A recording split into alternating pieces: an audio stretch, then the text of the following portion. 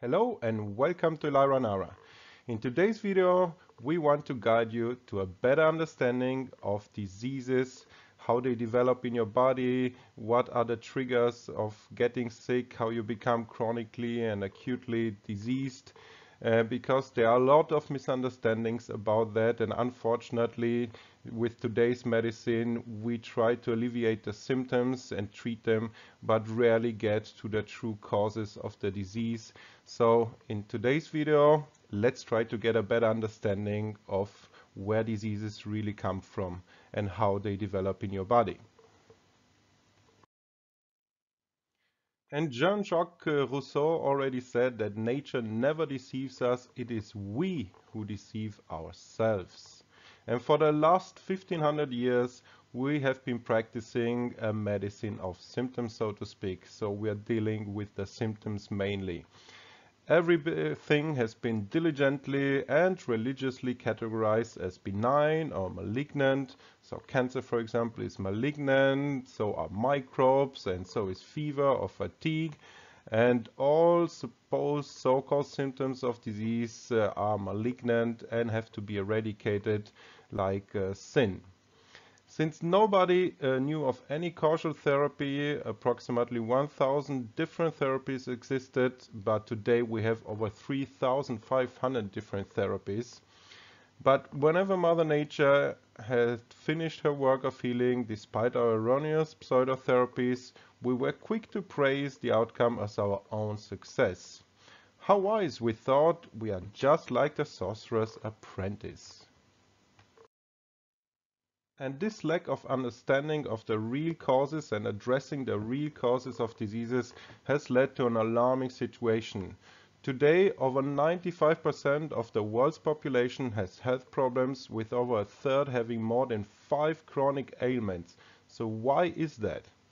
First, we do not understand diseases and their real causes. Diseases are biological corrective processes to solve our own psycho-emotional problems and correct our lifestyle.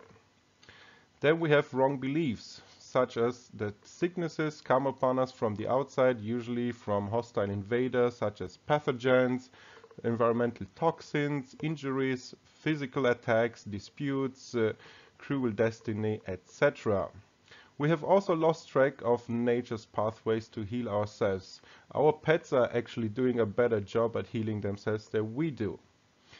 Our lifestyles have also become very toxic, so we are burdening our bodies, our minds, and our emotions and spirits. We are stress passengers through this life. We forget how to enjoy it and to absorb the beauty all around us. We are literally alienated from this planet and the life that is going on. Life and health is cellular coherence, and any disease is cellular chaos. Thus, the healing of illness means to restore cellular harmony. We are also squeezed into healthcare systems with standards governed only by money, and that is being driven by Wall Street businesses towards an ongoing ruthless collapse. And no medical system offers the complex therapies necessary to beat, for example, a cancer. No standard healthcare procedure approaches the psychosomatic causes. Neither tries to repair the damaged tissue and restore the organ's functionality. Sickness and death occur when the body is exhausted and has no energy left to run the metabolic processes. You must know that your healthy cells are always in a majority of 95% compared with the sick cells that make up a maximum of 5%. But the problem is that the energy devoured by the sick cells is much higher. They devour energy at a rate 800 times higher than healthy cells do. So they are depleting your organism, even though they make up only about 5% of the whole cells in your body. They are depleting the energy reserves of your organism. And the process of becoming sick is always the same, and to heal yourself, you have to know how to reverse it. So let's find out how to do this. And in this graph, you can understand very well how you get sick. So we go through aging processes, we suffer from psycho-emotional stress, traumatic events, wrong lifestyle, toxicity, and all of this changes the quality of our blood, damages microcirculations or the capillaries, and triggers microparasitic extravascular invasions, and as a result we get chronic conditions such as cancer. And all of this starts with unresolved psychological emotional conflicts, and we will discuss this more in depth in the presentation. The brain edemas appear, we get cell depolarization and energy blockages. Then our autonomous nervous system reacts to this unresolved emotional conflict, and we get also hormonal dysregulation, and this is called a cancer active phase. And then when we deal with all of this, we get a conflict resolution. We will have specific symptoms, we will have specific microbe activity, we will get cell repolarization, and this is also called a healing phase. And this all develops over weeks to years, as you can see here. So within the 3 to 4 weeks, we will be in the cancer active phase, which will persist up to 3 to 4 years. And if the conflict still is not resolved, in about 4 to 7 years, we get degenerative chronic diseases such as cancer. And in the next slides, we're gonna discuss all of this and what it means more in depth. What are the real causes of your diseases then? Well, the human body works as a complex electromagnetic system. So thoughts are electrical signals that are generated in your brain, more specifically in your cortex. Emotions and feelings are magnetic vibrations generated in your heart, and they are stored then in the brain and in the limbic system, as well as the cellular membranes. Beliefs, habits, and attitudes are the result of emotions and thought interactions with the environmental factors and your social network, and these are stored in the subconscious mind, in the small brain, and the cellular membranes, and we call those epigenetic factors. And when an unattended emotional shock or conflict occurs, a neuronal hormonal mechanism starts, which goes like this. For the first hours, the new shocking psycho-emotional conflict is stored in your limbic system. The brain edema appears on a specific control center of an organ, and this is determined by our ontogenetic evolution, meaning that the function of that organ is supporting life, for example, the lungs secure breathing, so the conflict is related, in this case, to a life-threatening event. Then the limbic system alerts the autonomous nervous system, and in about 3 to 4 weeks, as I've shown you in the previous graph, the first deregulation symptoms appear. Then the hormonal system carries those biochemical messages according to the signals it receives from the ANS, and the whole body acts to solve this biological conflict, which is also a sympathognosia domination. 4 to 7 months later, the organ or organs and bodily functions get impaired, cellular physiological changes and chronic degeneration occur, and the homotoxins from the environment, the food, the water, the air, the soil, or electrosmog, they penetrate easier now into your body, and they disturb the cellular polarity and the cell communication. Psycho-emotional and epigenetic factors, together with those homotoxin signals, bring the body out of homeostasis, so out of balance, and the autoregulation capabilities of the body are not preserved anymore. It does not function properly anymore, so as a result, the cells lose their polarity, the membrane potential decreases, and you become chronically sick. And the microparasites then, in turn, which we all carry in ours, are spread extravascularly.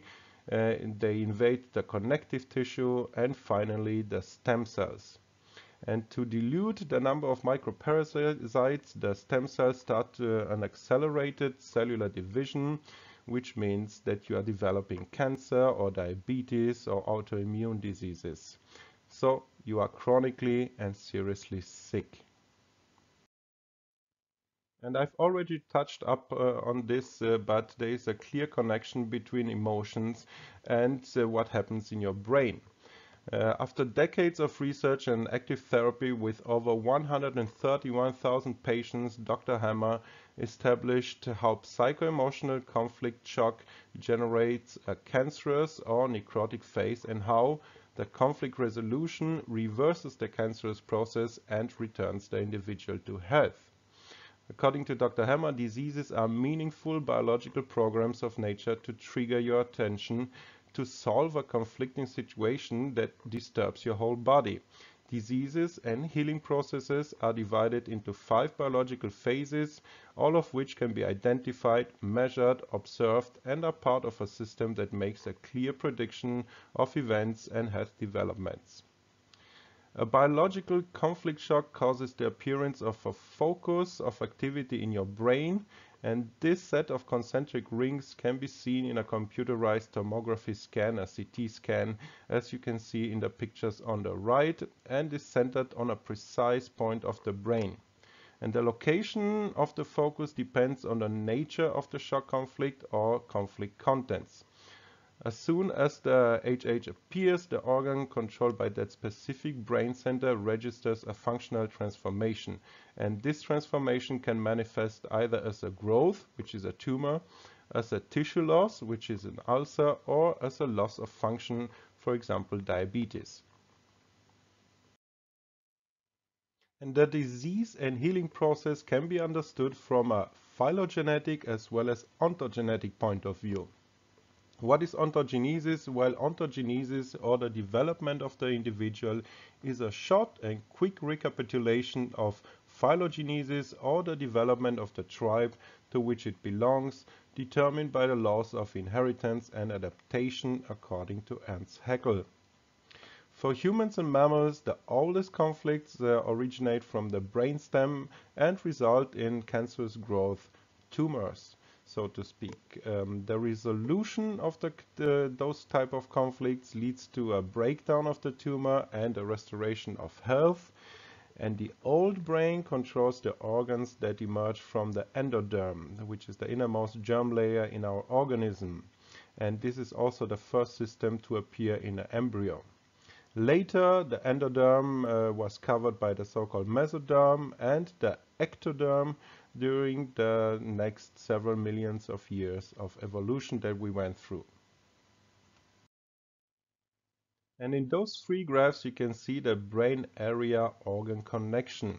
And the reason why specific conflicts are indissolubly tied to specific brain areas is that during our historical evolution, each part of the brain was programmed to respond instantly to conflicts that could threaten our survival. And while the old brain, so the brainstem and cerebellum, is programmed to deal with basic survival issues that relate to breathing, eating, or reproduction, the so-called new brain, which is the cerebral medulla and the cerebral cortex, is encoded with more advanced themes such as territorial conflicts, separation conflicts, identity conflicts, and self-devaluation conflicts. So let's have a look at what the major psycho-emotional conflicts are. First up is the so-called morsel conflict. It refers to how we handle what life throws at us, such as traumas, bills, accidents, deadlines, moves, relationships that matters, job losses, financial losses, betrayals, accidental deaths of close persons, the big bad news in our lives. And all these conflicts affect the digestive tract organs, which have developed from the endoderm. When a morsel is thrown at us, we can grasp it through our mouth or swallow it, throat and esophagus problems, break it down into pieces, stomach problems, and separate the good from the bad, small intestine problems, or forgive and let it go. Large intestine and rectum are there, and the morsel is an indigestible anger. A second category is the so-called territorial conflicts, and which are attacks with words, fights, weapons, sensations of losing territory, and those type of conflicts affect the deep skin and membranes inside our bodies that function as protective layers. And these conflicts are sudden and unexpected, for example, verbal and physical assaults or attacks on your reputation. They are often perceived as, you often perceive them as you are being defiled or touched by something that tarnishes you. So here the organs that have developed from the mesoderm are affected the most by such conflicts. And these territorial conflicts constitute a violation of your territory, of your possessions, of your authority, or of your social position. In a territorial conflict, you would lose any of these, such as, for example, you are assigned a new job with new responsibilities, which for you, you interpret it as a territorial loss, or your neighbor's loud music may be even perceived as a territorial infringement. And our inability to find an agreement with them would be a territorial loss of your marked territory.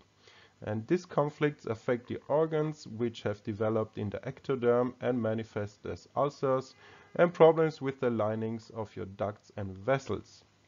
Then the third major conflict that we're suffering from is so-called pack conflicts that characterize our relationship with other members of our family, our colleagues. So the pack, we rely on our social circle, and this kind of conflicts include mating, nurturing, separation, and divorces. We also need to understand that diseases manifest in two main phases. During the first, which is called the conflict active phase, the entire organism is geared towards dealing with the conflict. While a meaningful cell alteration runs its course on the physical level, the psyche and the vegetative autonomic nervous system also try to handle the unexpected situation, and we become switched into a stress state, which is sympathicothonia, and the mind becomes completely preoccupied with the conflict's contents. Sleep disturbances and lack of appetite are typical symptoms for this phase.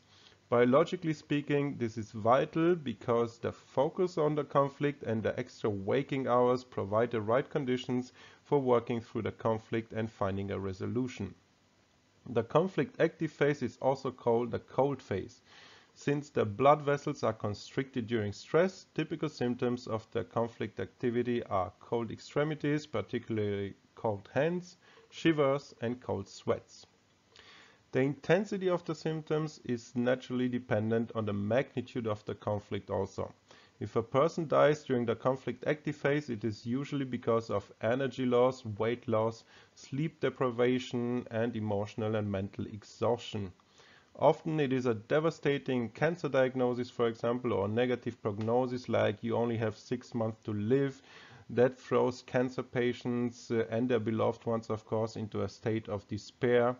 And with little or no hope and deprived of their life forces, those patients waste away and eventually die of cachexia, an agonizing process that conventional cancer treatments only accelerate, unfortunately, often. The resolution of the conflict signals the beginning of the second phase of the biological program, and our emotions and our organism in this phase switched immediately into a healing mode that is assisted by the ANS, and it changes into so-called vagotonia.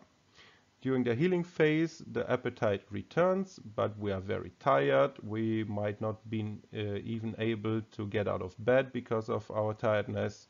And so rest and supplying the organism with the necessary nutrients is essential during this phase so that the body can try to heal itself. And the second phase is also called the warm phase, as during the vagotonia, the blood vessels become enlarged, causing warm hands, warm feet, and warm skin. And here you have a very nice graph that visualizes everything that we talked about. The two main disease phases, the sympathicotonia, the conflict active phase that we've discussed, and the vagotonia, the conflict resolution phase, with all of the reactions and what happens in your body, etc. So pause the presentation right here if you want to have a closer look and a better understanding of what we've discussed already. So now that we have gained a better understanding of the origins of diseases and how they developed, which phases we go through in the development of those diseases, we can come to some principles, some general principles of healing. First principle is the so-called self-correcting principle, meaning that your body is capable of healing itself. We have an internal self-preservation program. Second principle is the dynamic restorative balance principle. So good health requires a dynamic restorative rebalancing act, which is based on intelligent design of our human bodies. The third principle is the disease principle. So diseases are the result of an insufficient, disturbed self-recovery process or a lack of energy of the innate restorative force. If you cannot bounce back from an insult or strong emotion, the first step towards a disease has been taken. The personal vulnerability principle is next, so you need to know your personal vulnerabilities and try hard to correct those and thus eliminate those psycho-emotional imbalances that lead to diseases. The next principle is the causation principle, so meaning this causes that, and these categorical statements are not only often wrong, but they distort reality and understanding of the etiology of imbalances and diseases. Next principle is the principle of feeling better versus getting better. Self-explanatory, we need to focus on getting better and not only on treating the symptoms. Then the unseen insult principle, the kind of things that unbalance us are mostly invisible. The largest factor that pushes us back into disease is stress, more specifically psycho-emotional stress. Next principle is the so-called backup principle or plan B. Every part of our body is important, of course, and there are no vestigial organs. However, when organs are removed, we can still function. There is always a plan B designed into us due to intelligent contingency plans that are put into effect for our survival. Next principle is the so-called more now and less later principle, meaning that a high level of herbal remedies is needed now when you are in the disease phase already to turn a person around and push his or her tissue out of imbalance. Then is needed to keep moving out of imbalance, and less than is needed to keep the person away from the imbalanced state. So if the unseen insults remain, small dosages will be needed to be taken to avoid a degenerative multiple chronic state. Also, a symptom such as pain or dysfunction manifesting at point A rarely originates there. And infections are never the root cause of diseases. Microbes are present to bioremediate the tissue but are not causative. Also, food cravings are legitimate attempts of your intelligent body to balance itself. They do not necessarily bear evil. Herbs are also strong remedies and strong foods for helping you through all of these disease stages if applied and selected properly. And if you need personal consultation and advice on which herbs are best for you and your specific condition, we welcome your call, toll free, or contact us at shop@lyra.com. Complete contact information in the description box below as always. We like to talk to you and advise you on what really works for you and your specific condition. If you've enjoyed this presentation, please support our work. Do not forget to like, share, and subscribe. And with all that being said, I hope that you remain healthy. Until next time.